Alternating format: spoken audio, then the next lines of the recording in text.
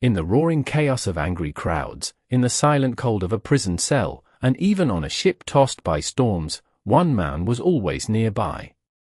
He wasn't the one preaching the loudest or writing letters that would change theology forever, but he was always there. His name was Aristarchus. He first appears in the book of Acts, a Jew from the city of Thessalonica, in Macedonia.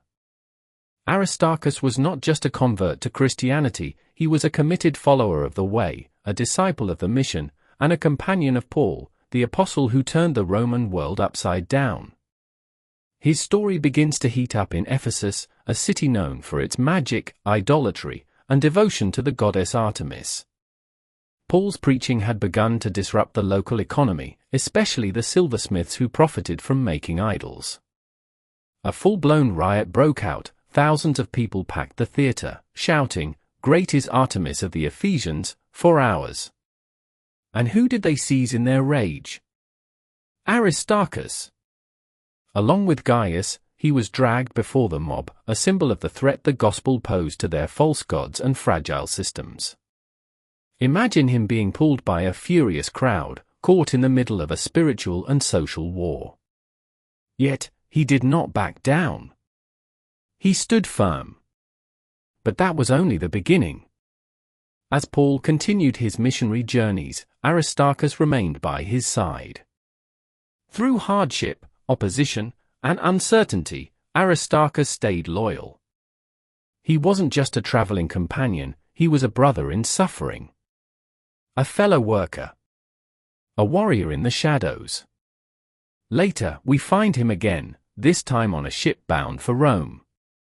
Paul had appealed to Caesar and was being taken as a prisoner. And Aristarchus?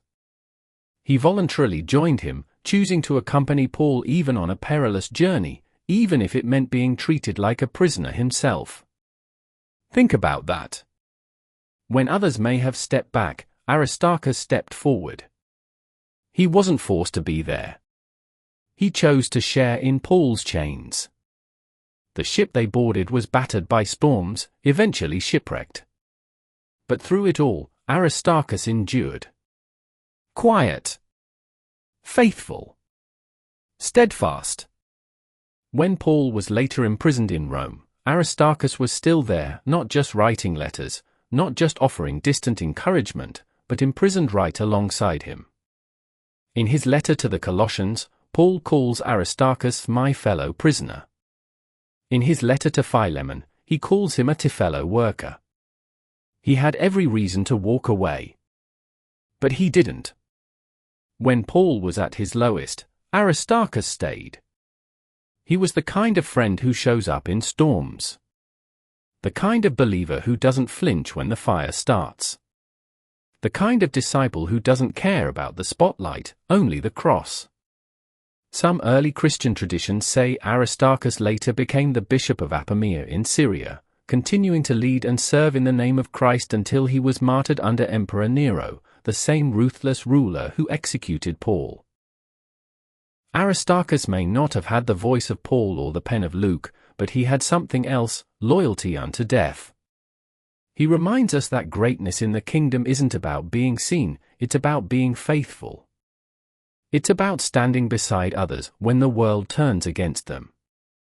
It's about bearing chains for Christ without complaint. It's about enduring quietly, believing boldly, and finishing well. Aristarchus' life was not a sermon spoken, it was a sermon lived.